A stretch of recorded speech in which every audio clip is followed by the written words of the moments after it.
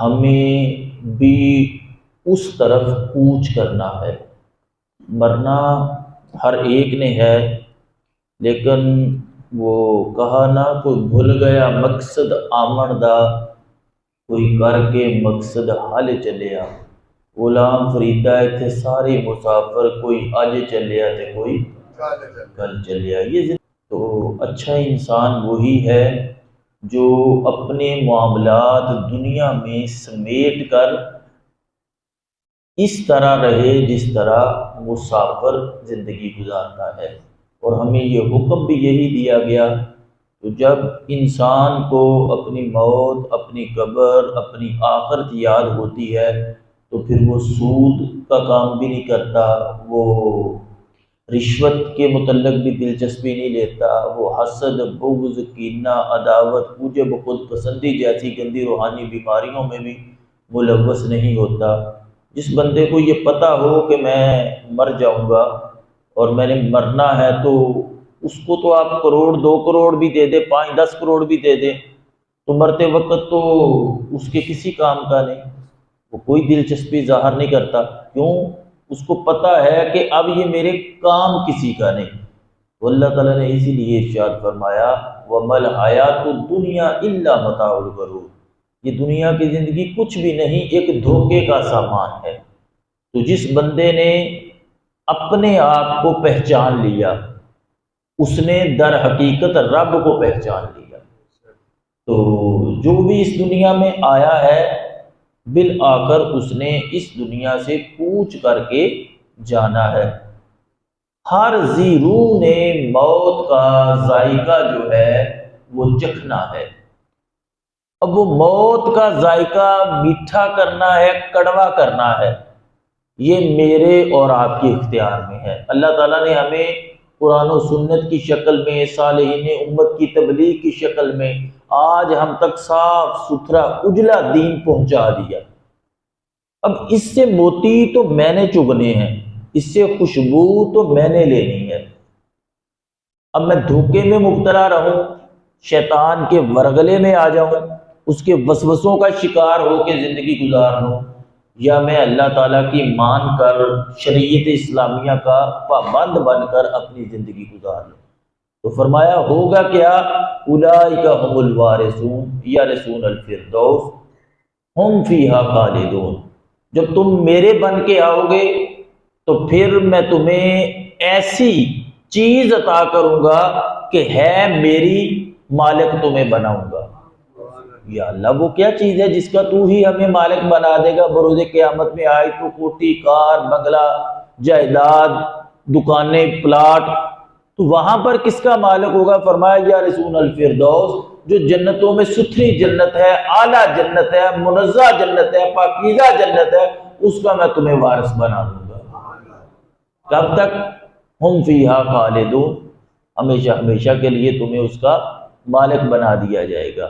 اب بھائی صحت بھی ساتھ ہے، بیماری بھی ساتھ ہے، خوشی اور غم بھی ساتھ ہے، پریشانی، الم، رنج، یہ ساری چیزیں، دکھ، تکلیفیں، مصائب، یہ پریشانیاں ہمارے ساتھ ہیں۔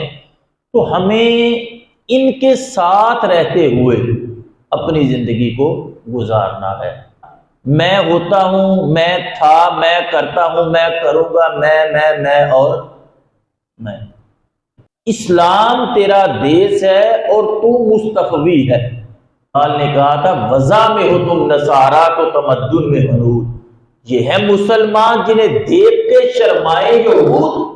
یوں تو تم سید بھی ہو، مرزا بھی ہو، افغان بھی ہو، بھائی تم سبھی کچھ ہو، ذرا یہ تو بتا دو کہ مسلمان بھی ہو۔ لیتے ہم نے قرآن کو چھوڑا، ہم نے سنت کو چھوڑا، ہم نے دنیا کو ترجیح دی۔ میرے محبوب علیہ السلام نے فرمایا تھا ایک وقت آئے گا یہ کافر تم پر ایسے ٹوٹیں گے جیسے بھوکا کھانے پہ ٹوٹتا ہے۔ یا رسول اللہ کیا ہم تھوڑے ہوں گے؟ فرمایا نہیں، تم بہت زیادہ ہوگے، کثرت کے ساتھ۔ یہ غیب کی خبر جو دی تھی آج ہم میرے اور آپ کی آنکھوں کے سامنے ہے، بہت زیادہ تعداد میں ہوں گے۔ تو یا رسول اللہ پھر فرمایا تم دنیا کی ہرس اور لالچ میں مگن ہو جاؤ گے، اور دوسرا جہاد کو ترک کر دو۔ آج 90 سال والا بھی مرنا نہیں چاہتا، 1000 سال والا زندگی دی جائے گی وہ بھی نہیں مرنا چاہے گا، کیونکہ ہماری جان کوٹھیوں میں، بنگلوں میں، جائیدادوں میں پھنسی ہوئی ہے، مرنا نہیں چاہتے۔ اور قرآن فرماتا ہے یہ تو یہودیوں کی علامت ہے کہ اگر ان کو 1000 سال بھی زندگی دے دی جائے تو وہ مرنے کی خواہش نہیں کریں گے۔ وہ مسلمان، تیرے لیے تو اللہ سے ملاقات کی سب سے زیادہ اہم چیز ہوتی تھی۔ سوچ میں یہ بات آتی ہے کہ مسلمان کے اندر کمی ہے تو ایمان کی مضبوطی کی کمی ہے۔ اگر آج ہمارا ایمان، یار وہ مسلمان ہی تو تھے نا، کیا وہ مسلمان نہیں تھے؟ کیا یہ کوئی قصے کہانیاں ہے؟ سعد بن ابی وقاص جنگ کے لیے جا رہے ہیں، سامنے دریا ہے، تو دریا کو مخاطب کرتے ہیں، دریا کو، پانی کو۔ اب پانی کے کان ہوتے بولے، یعنی سیکھ ہمارے اندر اپنا بت تکبر کا، ریا کا، عجب کا، خود پسندی کا اتنا بڑا ہے کہ ہم نصیحت کو قبول کرنا گوارا نہیں کرتے، فوراً اٹیک کر دیتے ہیں دوسرے کے اوپر۔ اللہ فرما رہا ہے اجیبوا دعوت الداعی اذا دعان، جب تم دعا مانگتے ہو میں تمہاری دعا کو قبول کرتا ہوں۔ حضرت زکریا نے دعا مانگی، یا اللہ اگر تو بے موسم پھل دے سکتا ہے تو مجھ بوڑھے کو اولاد نہیں دے سکتا؟ دے سکتا ہے، تو قادر ہے نا۔ اور فرمایا کہ تو نے میری دعا بھی کبھی رد نہیں کی۔ تو انہوں نے اللہ سے دعا مانگی، یا اللہ مجھے بیٹا دے، اور دعا کے 60 سال بعد اللہ نے بیٹا دیا۔ کتنی دیر؟ 60 سال بعد۔ ہم چاہتے ہیں شاید یہ کوئی جادو ہے، یا چٹکی بجائیں گے تو کام ہو جائے گا۔ او بھائی، تلوار لینی پڑتی ہے، باہر نکلنا پڑتا ہے، میدان جنگ میں جانا پڑتا ہے، ساری رات گڑ گڑانا پڑتا ہے، اللہ کی بارگاہ میں رونا پڑتا ہے، اس کو منانا پڑتا ہے، پھر مسلمانوں کو پریشانی نہیں ہوتی، اگلے دن فرشتے بھی تلواریں لے کے اتر آتے ہیں۔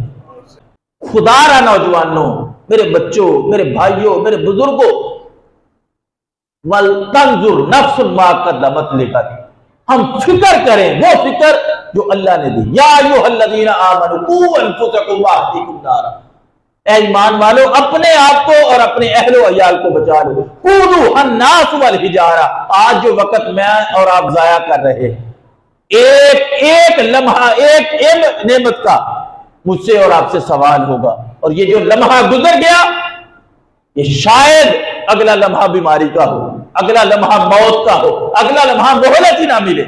آج مجھے اور آپ کو جو مہلت ملی ہے اس کا فائدہ اٹھاؤ۔ خدا کی قسم یہ وقت دوبارہ نہیں آئے گا، اور آخرت کی زندگی، برزخ کی زندگی، قبر کی زندگی بہت لمبی ہے، اور جنت اور دوزخ ہم social media, TikTok, YouTube, فحاشی، قریانی، دل لگی، وقت ڈھنگ ٹپاؤ، media, social media, electronic media, اس زندگی سے باہر آئے۔ وما الحیات الدنیا الا متاع الغرور، یہ دھوکہ ہے۔ اصل کیا ہے کہ تم رب کی بارگاہ میں آ جاؤ۔ کیف تکفرون باللہ وکنتم امواتا فاحیاکم ثم یمیتکم ثم یحییکم ثم الیہ ترجعون۔